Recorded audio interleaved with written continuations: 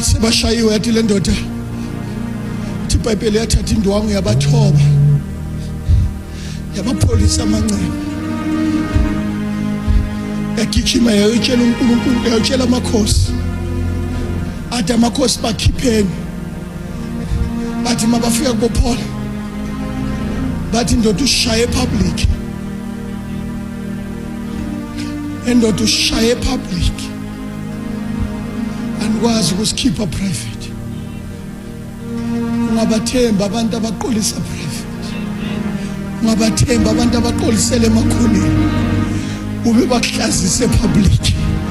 wabathemba mntana sekhaya basazokuphinda wabathemba basazokuphinda wabathemba wathi Paul ngeke kuze kube khona lesikhathi noshaya kwaba ne-media briefing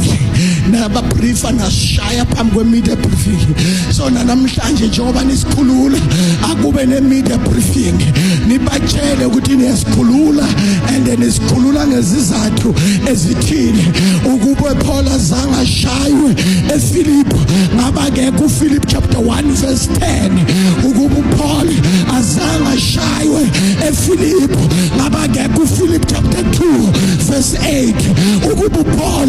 azange ashaywe eFilipi ngaba ke kuFilipi chapter 3 manje Paul washaywa kuze kuvuleke ichapter yaseFilipi ikhona la impilo kosele kushaye kuze kuvuleke ichapter entsha.